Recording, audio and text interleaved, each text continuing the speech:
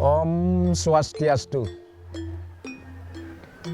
Puja pangastuti dan pengayu bahagia dipanjatkan ke hadapan Ide Sang Hyang Widiwasa, Tuhan Yang Maha Esa.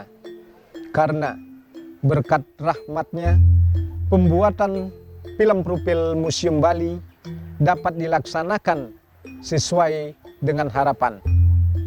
Dan apa yang telah dilakukan ini merupakan suatu kegiatan inovatif untuk menyebarluaskan informasi tentang museum ke masyarakat dengan tujuan untuk meningkatkan apresiasi masyarakat agar lebih memahami dan mengetahui keberadaan museum sebagai media edukasi dan rekreasi sesuai dengan visi Gubernur Bali Nangun Satkerti Loke Bali demi terwujudnya kesejahteraan masyarakat Bali skala dan niskala. Om Santi Santi Santi Om.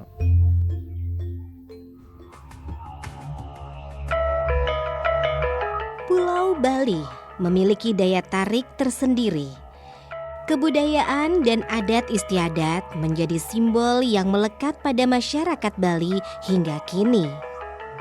Aspek kehidupan yang menjadi puncak kebudayaan dapat terlihat melalui ritual keagamaan, karya seni dan kesenian, arsitektur, pertanian, industri tekstil hingga teknologi modern.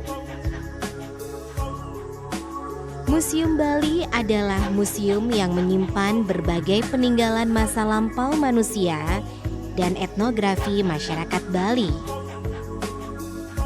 Berada di pusat kota Denpasar, tepatnya di Jalan Mayor Wisnu Denpasar, di sebelah timur lapangan Puputan Badung, serta di sebelah selatan Pura Jagatnata. Museum Bali memiliki koleksi berupa benda-benda yang mencerminkan kehidupan dan perkembangan kebudayaan Bali dari masa lampau hingga masa modern.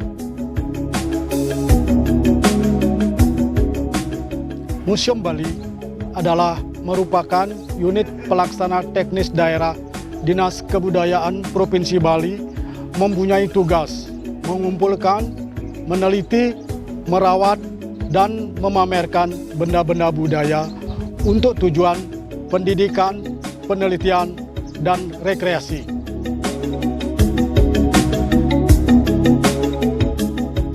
Diawali oleh keprihatinan seorang asisten residen Belanda untuk Bali Selatan, yaitu W.F.J. Kroon pada tahun 1910. Dia merasa prihatin karena barang-barang budaya Bali diambil oleh Belanda dan dibawa ke negaranya. Karena saat itu Bali dijajah oleh Belanda dengan dimenangkannya pada Perang Puputan.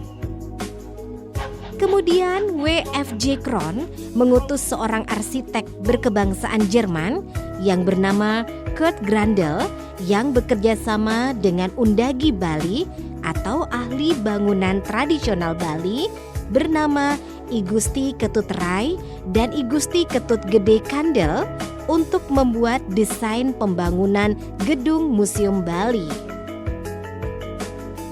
Pembangunan gedung Museum Bali ini mendapat bantuan dari raja-raja dari seluruh kerajaan yang ada di Bali.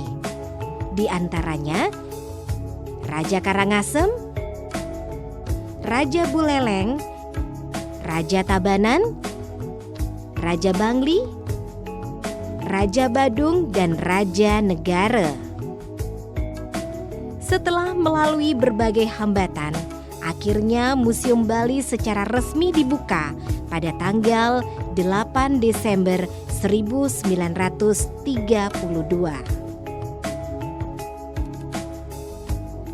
Konsep pembangunan Museum Bali adalah perpaduan antara pura dan puri, di mana pura dilambangkan dengan atap bangunan yang beratap ijuk, kemudian adanya balai kulkul, sedangkan puri dilambangkan dengan adanya balai bengong serta taman beji. Selain itu, penataan pameran Museum Bali berkonsep museum adalah jendela Bali. Dengan konsep ini, diharapkan pengunjung sebelum melihat Bali terlebih dahulu melihat museum. Sehingga dengan melihat museum, pengunjung sudah mempunyai gambaran apa yang ada di Bali. Serta Museum Bali ini menganut konsep Trimandala, di mana terdiri dari 3 bagian ruang, yaitu Jabe Sisi, Jabe Tengah, dan Jeroan, di mana masing-masing ruang dipisahkan oleh kori, angkul-angkul, candi bentar, sekat tembok, dan penyangkar. Museum Bali mempunyai 4 gedung pameran tetap. Nama-nama gedung tersebut disesuaikan dari raja yang membantu pembangunannya. Tema pameran yang ada di keempat gedung tersebut disesuaikan dengan sejarah fungsi gedung. Gedung Timur terdiri dari 2 lantai. Lantai pertama memamerkan koleksi-koleksi pada zaman prasejarah dan zaman sejarah. Sedangkan lantai kedua memamerkan tentang koleksi yang berkaitan dengan puncak-puncak kebudayaan Bali, khususnya ritual keagamaan Hindu. Gedung Timur terletak paling selatan dan merupakan bangunan baru pada masa Repelita pertama. Disebut Gedung Timur karena terletak di area timur museum. Gedung ini terdiri dari 2 lantai. Tema pameran di gedung ini menceritakan puncak-puncak budaya Bali sejak masa prasejarah hingga sekarang. Diawali di lantai bawah, yaitu masa prasejarah dengan puncak budayanya yang merupakan sarkofagus atau peti mati dari batu. Selain itu, juga dipamerkan beberapa stupika. Stupika adalah stupa kecil yang terbuat dari tanah liat, yang di dalamnya terdapat materi bertuliskan mantra-mantra agama Buddha yang berfungsi sebagai pemujaan. Stupika ini diperkirakan berasal dari abad ke-8 Masehi.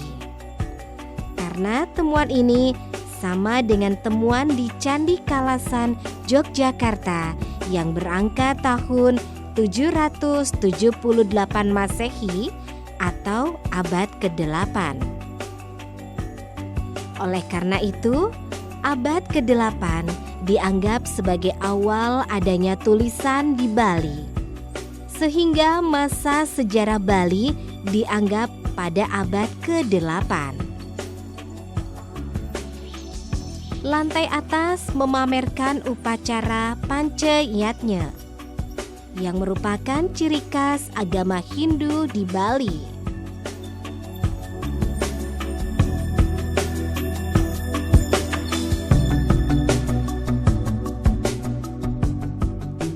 Selain itu, juga dipamerkan alat pertanian yang mewakili subak yang merupakan salah satu puncak budaya Bali yang sampai sekarang masih berlangsung dan sudah diakui sebagai warisan budaya dunia. Selanjutnya adalah Gedung Buleleng yang memamerkan tentang perjalanan sejarah mata uang yang pernah berlaku di Bali, yaitu mata uang kepeng dan seni kerajinan uang kepeng. Gedung Buleleng ini berada di sebelah selatan Gedung Karangasem dan mewakili arsitektur Bali Utara dengan ciri khas patung singa Ambara Raja yang berada di atas sake tunggah di tengah-tengah bangunan. Tema pameran di gedung ini adalah uang kepeng atau pisbolong. Karena Buleleng merupakan daerah yang pertama kali berhubungan dengan orang luar, termasuk orang Cina, dan merupakan daerah perekonomian pertama di Bali. Perekonomian identik dengan mata uang. Di gedung ini dipamerkan bermacam-macam uang kepeng, baik dari Majapahit, Banten, Palembang, dan Cina sejak abad ke-8 sampai 9 Masehi. Uang kepeng ini ditata secara kronologis berdasarkan fungsinya, yang awalnya sebagai alat tukar. Dalam perkembangannya dipakai sebagai alat upacara, permainan tradisional, sampai ke hal-hal magis.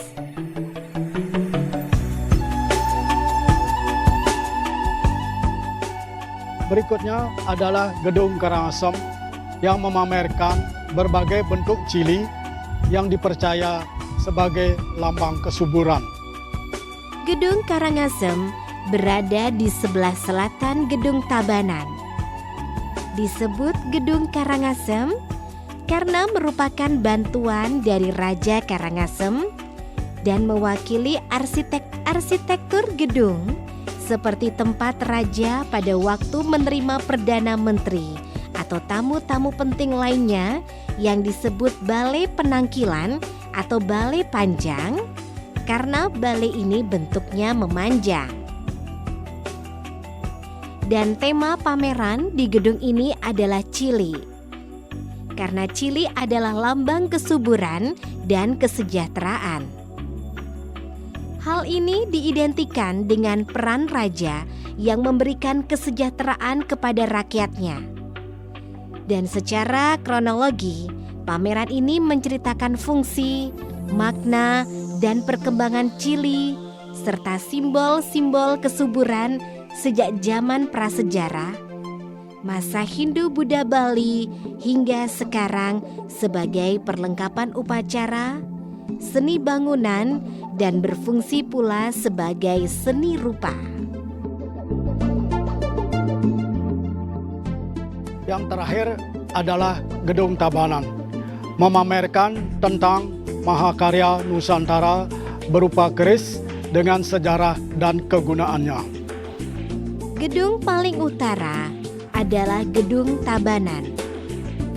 Disebut Gedung Tabanan karena merupakan bantuan dari Raja Tabanan dan mewakili arsitektur Bali Barat dan Selatan. Fungsi bangunan ini sebagai tempat menyimpan pusaka-pusaka raja. Oleh karena itu, tema pameran adalah keris. Karena keris identik dengan pusaka raja. Koleksi yang dipamerkan adalah keris koleksi Museum Bali yang diperoleh dari masyarakat sejak dari masa Belanda sampai sekarang. Keris ini ditata secara kronologi berdasarkan fungsi keris yang ada di Bali serta koleksi-koleksi penunjangnya. Misalnya, patung tempat keris, patung yang memakai keris, seni pertunjukan yang memakai keris.